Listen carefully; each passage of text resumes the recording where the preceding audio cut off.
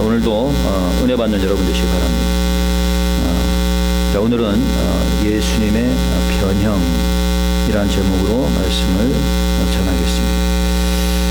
사람은 나이가 들어가면서 모습이 변화가 됩니다. 누구나 마찬가지죠. 저도 이제 나이가 들어가니까 어릴 때의 모습이 이제 많이 사라져가는 것을 보게 됩니다. 나이가 들면서 좀 이렇게 멋있게 변화되면 좋은데 그렇지 않고 일반적으로 다 나이가 들면은 쇠퇴하죠. 마치 기계가 나이가 들면은 노기스로 변하듯이 인간의 외모는 그렇게 쇠퇴하게 되는 것입니다. 그럼에도 불구하고 사도 바울은 고린도서에서 겉사람은 후패하나 속사람은 날로 새로워진다라고 합니다. 이 말은 우리가 성령 안에서 신앙생활을 열심히 하는 사람들은 비록 겉사람은 외모는 후패하지만은 속은 날로 새로워진다는 거죠. 근데 오늘 본문에서 예수님이 변화가 된 것은 나이가 들어서 변화가 되는 이런 게 아니라 갑작스럽게 신비하고 영화스러운 모습으로, 영광스러운 모습으로 예수님이 변화가 된 겁니다. 자, 오늘 본문에 보니까 예수님은 수제자가 되는 베드로, 요한, 야고보를 데리고 이제 산으로 기도하러 가셨습니다. 자, 기도를 하시던 중에 갑자기 예수님이 영광스러운 모습으로 변화가 됩니다. 그때 예수님 주위에 모세와 엘리야 두 사람이 나타났습니다. 자, 그러면서 이제 예수님이 이 두 선지자와 대화를 하시는 모습을 제자들이 보았습니다. 자, 그러면서 이제 예수님께서는 예루살렘에서 돌아가실 것이다, 이러한 얘기를 합니다. 자, 그 대화가 끝난 이후에 모세와 엘리야 두 선지자는 사라지고 예수님만 남았습니다. 자, 이 예수님의 변화의 사건은 신약에서 나오는 많은 기적들 중에 하나입니다. 자, 왜 갑자기 모세와 엘리야가 나타났는지, 자, 이 본문이 주는 내용이 무엇인지 살펴보도록 하겠습니다. Today's story is about Jesus' transfiguration. As Jesus went up to a mountain with his disciples and prayed, suddenly Jesus was transformed into a glorious figure. Then two prophets, Moses and Elijah, appeared. And Jesus was talking with these two prophets, and they were talking about Jesus' death at Jerusalem. And after the conversation, the two prophets, Moses and Elijah, disappeared, and Jesus was left only. And today, the incident of Jesus' transfiguration is one of the great miracles recorded in the New Testament. So today, we want to examine why Moses and Elijah suddenly appeared, and we're going to find out a few lessons.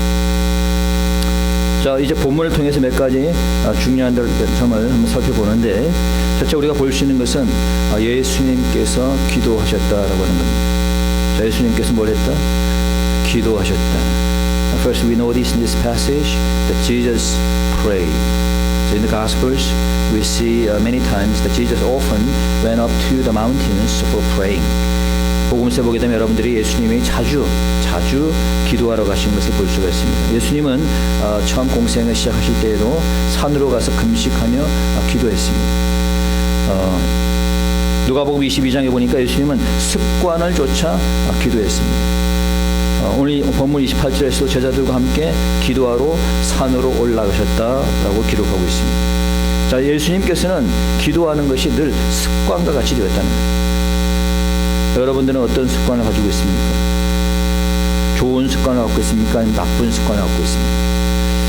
여러분, 우리가 나쁜 습관은 금방 배우기 쉽고, 그리고 끊기는 굉장히 힘들어요. 나쁜 습관은 늦잠 자는 습관, 설교 시간에 조는 습관, 다른 사람을 비방하는 습관, 술 먹고 담배 피는 습관, 노름하는 습관, 아주 안 좋은 습관들이죠. 자, 이러한 습관들은 참 쉽게 이루어지고 끊기는 상당히 힘들다는 거예요. 그런데 반대로 좋은 습관은 가지기가 굉장히 힘들어요. 그런데 끊기는 쉽습니다. 여러분, 어떤 좋은 습관을 갖고 있습니까? 운동하는 습관, 좋은 습관이죠. 성경책을 보는 습관을 가지시기 바랍니다. 자, 기도하는 습관을 가지시기 바랍니다. 좋은 말, 덕이 되는 말을 하는 그런 습관을 가지시기 바랍니다. 아멘. 네. 두 번째, 기도 중에 예수님께서 변형이 되셨다는 것. Second, we don't notice that Jesus was transformed during his prayers. If you look at the verse 29, the appearance of his face changed, and his clothes became as bright as a flash of lightning. This is one of the miracles that Jesus performed during his ministry. 자, 우리가 잠깐 서론에서 얘기했지만 이 변형은 예수님께서 하신 큰 기적 중에 하나입니다. 이게 그냥 환상적이게 보여진 게 아닙니다. 실제로 예수님이 그런 모습으로 변화가 된 거예요. 자, 본문의 기록에 의하면 그 옷이 휘어져서 광채가 났다는 광채가. 마태복음에 보니까 같은 내용이지만은 예수님의 얼굴이 해같이 빛났다. 얼굴이 해같이 빛나고 옷이 광채가 났다는. 자, 이것은 예수님의 거룩한 모습을 상징하는 거예요. 성경에서는 두 가지 의미의 거룩함이 있습니다. 첫째는 죄가 없어서 깨끗할 때, 이것을 영어로 하면 ethical holiness, 도덕적인 거룩함이다라고 번역합니다. 이게 그 죄가 없으면은 거룩한 거죠. 여러분들도 죄를 짓지 않고 정말로 신앙생활 열심히 하고 기도생활 열심히 하면은 얼굴이 빛이 나는 거예요. 그러니까 우리 주님은 죄가 없으시기 때문에 거룩하신 거예요. 또한 주님은 하나님이시기 때문에 거룩한 겁니다. 그래서 이것을 majestic holiness라고 해요. majestic holiness. 그러니까 우리 인간과 구별되는 하나님이시고 지극히 높으신 분이니까 그 거룩하다는 거예요. 그래서 우리 주님은 죄도 없으시고 하나님이시다. 그래서 광채가 난 거예요. 자, 그 다음에 보는 장면은 모세와 엘리야가 나타납니다. Moses and Elijah appeared. Why did they appear? Why Moses and Elijah? Among many other prophets, why Moses and Elijah? 왜 모세와 엘리야가 나타났을까? 왜 하필이면 모세와 엘리야일까요? 많은 선지자들이 있는데 이사야가 나올 수도 있고 예레미야가 나올 수도 있고 있을 텐데 왜 하필이면은 모세와 엘리야가 나왔을까? 자, 그 답을 보기 위해서는 여러분들이 모세와 엘리야가 어떤 사람인가를 생각해봐야 돼요. 여러분, 모세는 하나님으로부터 십계명을 받은 대로 율법을 대표하는 사람입니다. 엘리야는 구약의 선자를 대표하면서 하늘로 승천하신 사람이죠. 예수님의 길을 예비하기 위해서 하나님께서 많은 선지자들을 보내셨죠. 그러면 이 모세와 엘리야를 통해서 이 사건이 암시하는 것이 무엇인가라는 거예요. What does this incident suggest to us through Moses and Elijah? So it tells us that Jesus came to the world as a savior. As Moses led the people to save them from Egypt, Jesus came to save the humanity. 자, 이것을 통해서 우리가 알아야 될 것은 예수님은 구원자로 오신 분이다. 예수님은 어떤 사람이다? 구원자라는 것, 구원자로 오신 분이라는 것. 예수님은 구원자신 것을 믿으시기 바랍니다. 오래전에 한국의 분당교회에 다니는 어떤 좌파 정치인이 예수님은 혁명가다라고 헛소리를 했습니다. 예수님이 혁명가입니까? 혁명가 아니에요. 그 사람은 기독교인은 아니에요. 사실 정치적인 목적으로 교회를 다니는 것뿐입니다. 근데 예수님이 혁명가라고 하는 자들이 많이 있습니다. 교회들 중에. 왜 그래요? 이 한국 교회에 잘못 들어온 해방신학, 이 민중신학과 같은 이단신학이 들어왔기 때문에 이 해방신학과 민중신학은 영향을 받은 한국 교회들이 그래서 좌경화가 되고 그래서 성도들을 지옥으로 이끌어가고 있는 거예요. 그런 교회들이. 여러분, 예수님은 혁명가가 아닙니다. 예수님은 구원자심을 믿으시기 바랍니다. 두 번째, 예수님은 모세의 율법을 완성시키기 위해서 오신 분입니다. 예수님은 어떤 사람이다? 모세의 율법을 완성시키기 위해 오신 분이다. Jesus came to the world to fulfill the law of Moses. God gave the law through Moses, but the laws could not save the people. So therefore, God sent His Son Jesus Christ to save the people, so that the law was fulfilled by Jesus Christ. 자, 모세가 율법을 받은 자라면은 예수님은 율법을 완성시킨 자입니다. 여러분, 모세가 율법을 받았지만 그 율법으로 인간들을 구원시킬 수가 없었습니다. 그래서 마태복음 5장 17절에 보니까 주님께서 말씀하시기를 내가 율법이나 선지자나 폐하려 온 줄을 생각하지 마라. 폐하러 온 것이 아니요 완전케 하려 합니다. 자, 주님께서는 율법을 폐하러 오신 분이 아니라는 거예요. 완전케 하기 위해서 왔다는 거예요. 이 성경을 잘못 아는 사람들은 이렇게 얘기하는 사람들이 있어요. 예수님을 우리가 믿음으로 구원받았기 때문에 이제 구약의 율법은 필요가 없는 것이다 이렇게 얘기합니다. 그렇습니까? 필요가 없지 않습니다. 하나님의 필요가 없다면 뭐하러 하나님께서 구약에서 율법을 주셨겠어요? 하나님 쓸데없는 사람이에요? 필요 없는 율법을 주시게? 그래서 율법은 필요 없다 이렇게 얘기하는데 잘못된 거예요. 우리 주님은 율법을 폐하러 오신 게 아니라 율법을 완성시키러 오신 겁니다. 어떻게 우리 주님이 율법을 완성시켰나요? 자신이 율법대로 죽음으로 완성이 된 거예요. 하나님의 사랑이 율법이 할 수 없는 구원을 이루게 한 겁니다. 로마서 13장 10절에 보니까 그러므로 사랑은 율법의 완성이다. 예수님은 하나님의 사랑을 실천함으로 율법이 못하는 구원을 이루신 거예요. 만약에 율법이 필요 없었다면 애당초 하나님께서 율법을 주지 않았을 겁니다. 그러나 인간들이 율법을 지키지 못함으로 율법에 따라서 죽어야 되는 거예요. 그래서 율법에 따라 죽어야 되기 때문에 그 인간들 대신해서 죽으신 거예요. 주님이. 그러니 우리 주님께서는 율법을 따른 게 안 따른 거예요. 율법을 따르신 거예요. 율법을 완성시킨 거라는 거예요. 이해가 되십니까? 만약에 율법을 폐지했다면 예수님 오실 이유도 죽으실 이유도 없는 거죠. 율법의 말씀대로 죄의 삭은 사망이니 율법의 말씀대로 하나님께서 대신 죽은 거예요. 그래서 율법을 완성한 겁니다. 그렇기 때문에 예수님은 율법의 완성을 이루신 분이다라는 것을 여러분들이 기억하시기 바랍니다. 세 번째, 모세와 엘리야의 출현은 예수님의 죽음과 부활을 상징하고 있는 겁니다. The appearance of Moses and Elijah symbolize the death and the resurrection of Jesus Christ. 모세와 엘리야의 죽음은 다른 선지자들과 좀 차이가 있습니다. 여러분, 모세는 죽은 이후에 그 시체를 찾지 못했습니다. According to Deuteronomy 34:6, Moses' body was not found after the death. 여러분, 신명기 34장 6절에 보니까 모세가 골짜기에 장사되었고 오늘까지 그 묘를 아는 자가 없었다. 장사가 되었는데 묘를 아는 자가 없다는 게 무슨 얘기예요 지금? 유다서 9절에 보니까 천사장 미가엘이 모세의 시체에 대하여 마귀와 다투어 변론할 때 모세의 시체에 대해서 변론했다는 거예요. 왜? 모세의 시체를 알 수가 없으니까. 여러분, 예수님이 죽으신 이후에도 시체를 찾을 수 있었어요? 없었어요? 없었어요. 모세의 죽음과 예수님의 죽음이 상징적으로 같아져 보이는 겁니다. 왜? 예수님도 죽으신 이후에 그 시체를 찾을 수가 없었습니다. 왜 그랬을까? 그래서 두 번째, 엘리야는 여러분 어떤 분이에요? 엘리야는 죽음을 보지 않고 하늘로 올라간 사람이에요. Elijah was the one who ascended into heaven without the death. 열왕기하 2장 11절에 보니까 엘리야가 회리바람을 타고 승천하더라. 엘리야가 어떻게 했다? 승천했다. 자, 이 말은 뭐예요? 엘리야가 나타난 것은 예수님께서 앞으로 부활하시고 승천하실 것을 상징적으로 보여주는 거예요. 자, 왜 예수님 앞에 나타난 세들이 목적이 뭘까요? Why did these two prophets appear before Jesus? They appeared before Jesus to talk about His suffering, His death, and His resurrection. 그들이 나타난 것은 예수님의 장차 당하실 고난과 죽음과 부활을 알려주기 위해서예요.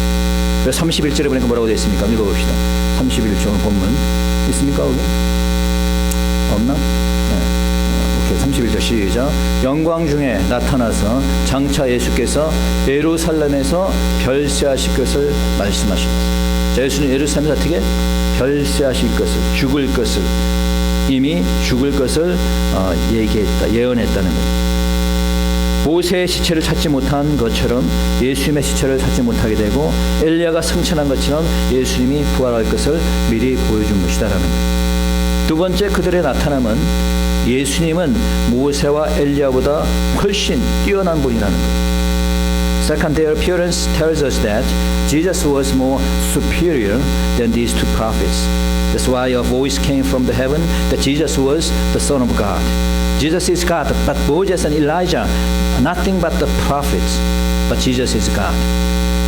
모세와 엘리야는 여러분 사람으로 나타나서 율법적인 그러한 일과 선지자적인 일을 감당했지만은 예수님은 하나님의 아들로서 하나님으로서 그들과 구별되는 거룩하신 하나님인 것입니다.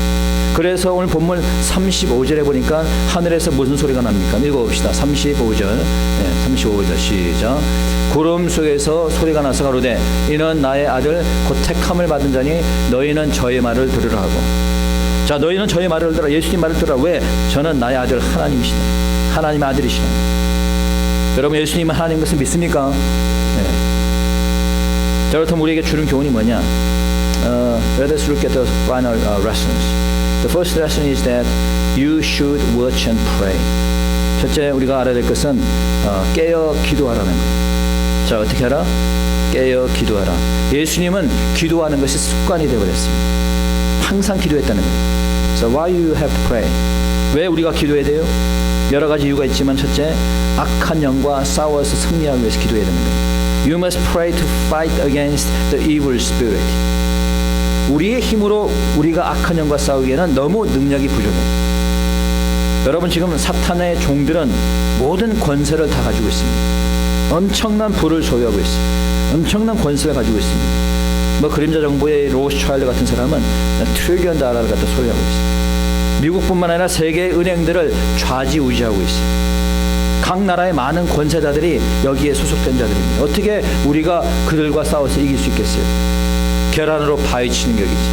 그러나 우리는 못하지만은 하나님이 하시면 이기는 줄 믿으시기 바랍니다. 그래서 우리가 기도해야 되는 거예요. 영적 전쟁에서 승리할 수 있도록 쉬지 말고 기도하는 여러분 되시기 축원합니다. 두 번째, 시험에 들지 않도록 기도해야 되는 거예요. Second, you must pray lest you fall into temptations and sins.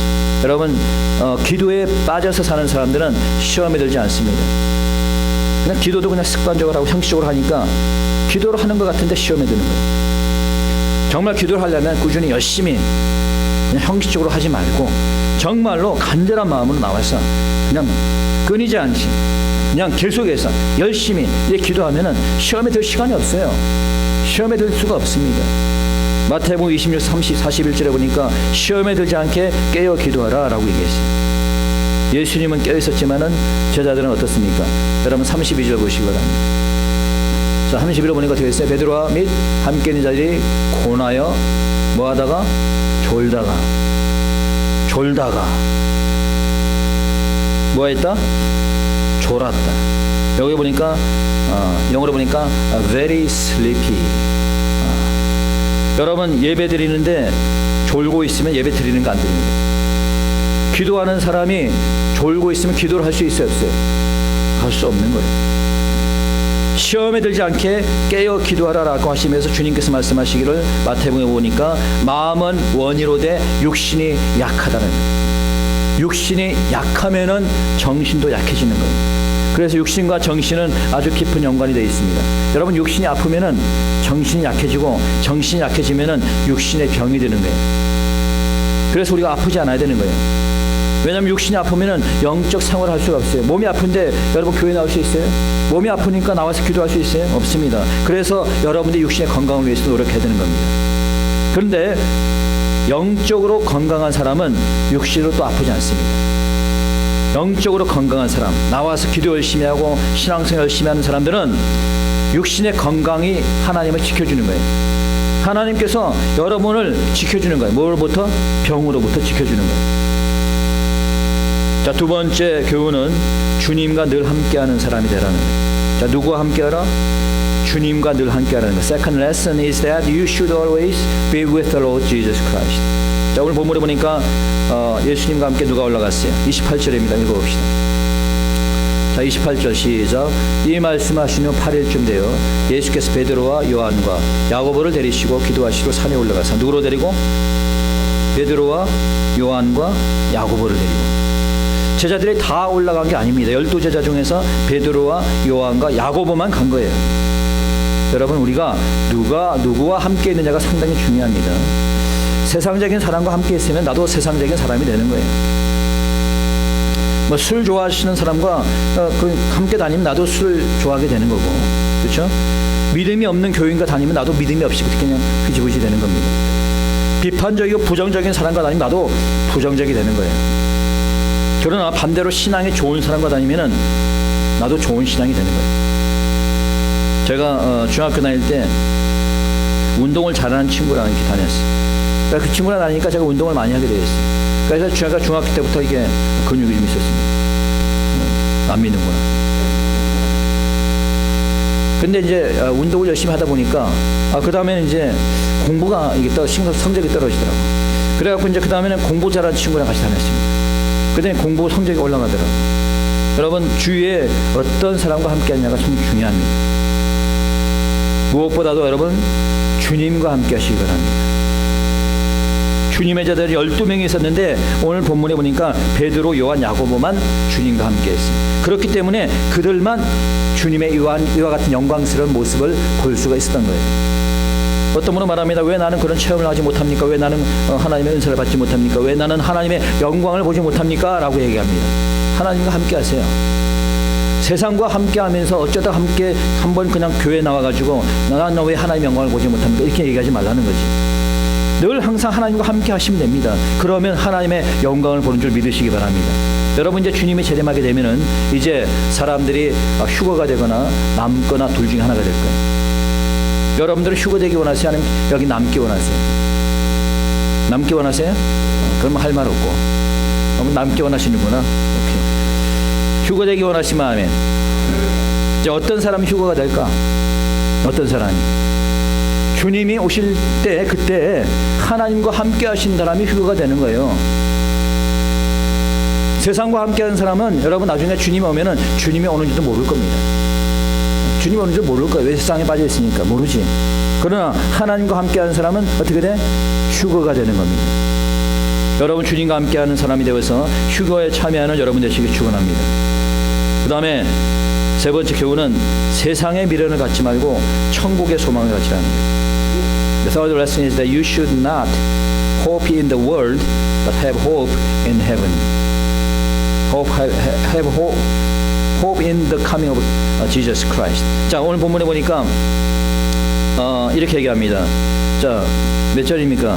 주여, 우리가 여기 있는 것이 좋사오니. 몇 절이에요? 자, 읽어봅시다. 33절 시작. 두 사람이 떠날 때 베드로가 예수께 여짜오되 주여, 우리가 여기 있는 것이 좋사오니 우리가 초막 셋을 질 때 하나는 주를 위하여, 하나는 모세를 위하여, 하나는 엘리야를 위하여 하시다 하되 자기의 하는 말을 자기도 알지 못하더라. 자, 이 베드로의 말 속에서 우리가 참 어리석은 면을 발견하게 되는데, 첫째는 뭐냐면은 두 선지자들을 주님의 수준으로 올려놓고 있어요. 비록 모세와 엘리야가 훌륭한 하나님의 선지자지만은 주님과 비교할 수 있어요? 없어요. 주님은 이런 자들과 비교가 안 되는 분이에요. 엘리야도 모세도 훌륭하지만 어디 감히 주님과 비교합니까? 하나님인데. 주님은 하나님이신데, 하나님의 아들이신데. 두 번째, 이들은 현실에 보면 많은 미래를 갖고 있다는 걸 볼 수가 있어요. 베드로가 이렇게 얘기합니다. 여기 있는 것이 좋사오니. 자, 어디 있는 게 좋사오니? 여기 있는 게 좋사오니. 여러분 중에 아마 그런 사람인지 모르겠어요. 좀 이제 물질에 어려움이 없고, 물질이 좀 넉넉하고, 또 몸도 건강하고, 그리고 뭐 어려운 일, 뭐 이런 문제가 없는 사람들은 그냥 이렇게 그냥 영원히 여기서 살면 좋겠다. 아마 그런 분이 있을지 모르겠어요. 아니, 여기 그냥 이렇게 영원히 살면 좋겠다. 근데 미안하지만 여기서 영원히 살 수 있는 방법은 하나도 없습니다. 미안한 얘기인데 영원히 살 수가 없어요. 제자들이 주님과 함께 거기서 영원히 살고 싶었지만 그럴 수 없습니다. 왜? 사람은 어차피 한번 죽어야 되기 때문에. 히브리서에서 말하기를 사람이 죽는 것은 뭐예요? 정한 이치고 그 이유는 무엇이 있다? 심판이 있다. 이게 있어요. 한번 죽는 것은 정한 이치인 거예요. 아무리 좋은 집을 가지고 있어도 그 집도 다 두고 떠나가야 되는 겁니다. 아무리 여러분 사랑하는 가족이 있어도 다 두고 떠나가야 되는 거예요. 그렇기 때문에 세상에 너무 미련을 갖지 말라는 거예요. 자, 이 말은 그렇다고 해서 세상을 아무렇게나 살라는 건 아닙니다. 자, 어떻게 살아야 될까? 미래에 대한 비전과 천국에 대한 소망을 가지고 살라는 거예요. 이 세상에서 영원히 살 수 없다면 앞으로 다가올 영원한 세상에 소망을 두고 삶을 살는 겁니다. 그러한 삶을 사시기 원하십니까? 아멘 소리가 작은 거 보니까 여기서 계속 영원히 살고 싶은 것 같은데, 그러니까 안 된다니까 그게. 그러니까 영원한 천국의 삶을 살기 원하십니까? 사회주의자들은 지상 천국을 꿈을 꿉니다. 여호와의 증인도 마찬가지예요. 지상 천국. 근데 세상 성경에서는 지상에서의 천국을 소망을 가르치지 않습니다. 성경에서는 다가올 하나님 하늘나라를 소망하며 살라고 가르치고 있습니다. 여러분, 사회주의자들은 부의 균등을 얘기합니다. 그래서 부자들 거 다 뺏어가지고 다 같이 똑같이 놀아갖자 이렇게 얘기합니다. 그게 말이 됩니까? 반기독교적인 가르침입니다. 자, 그 예화가 성경에 나오고 있어요. 복음서 보니까 주인이 떠나가면서 한 종에게는 5달란트를 맡기고 또 다른 종에게는 2달란트를 맡기고 또 한 종에게는 1달란트를 맡기고 떠났습니다. 그러니까 오랜 세월이 지나서 돌아보니 5달란트를 받은 자는 열심히 일해서 5달란트를 남겼습니다. 2달란트를 받은 자도 열심히 일해서 2달란트를 남겼습니다. 근데 1달란트 받는 자 어떻게 했어요? 일 안 하고 그냥 땅속에 감춰두었습니다. 그러자 주님께서 뭐라고 얘기했습니까? 이 한 달란트 받은 자에게, 이 악하고 게으른 종아, 이 악하고 게으른 종하고 야단쳤어요. 그리고 그 1달란트 뺏어버렸습니다. 그리고 5달란트를 남긴 자에게는 5달란트를 주어서 그 사람은 10달란트를 갖게 되었습니다. 2달란트를 남긴 자에게는 2달란트를 주어서 4달란트를 갖게 되었습니다. 아무 일도 하지 않고 1달란트를 숨겨둔 자에게는 그거마저 뺏어버렸습니다. 그냥 똑같이 소득을 얻어야 된다고 주장하는 이 사회주의들과의 사상과는 전혀 다른 겁니다. 열심히 일한 자에게는 그만한 대가를 얻게 되고 일 안 한 자고 논 자에게는 대가 없는 것이 바로 성경의 가르침인 거예요. 일한 만큼 상급을 받게 되는 겁니다. 우리가 오늘 본문을 통해서 주님은 살아계신 하나님의 아들이다 라는 것을 확인했습니다. 이 땅에 오셔서 우리를 구원하시고 율법을 완성시키기 위해서 오셨습니다. 그리고 부활하셔서 우리를 위해서 부활하셨습니다. 그리고 앞으로 재림하실 겁니다. 여러분, 이제 우리가 할 일은 무엇입니까? 10달란트를 받은 자처럼 더욱더 주를 위해서 헌신하고 전도하고 봉사해서 10달란트를 남기는 것입니다.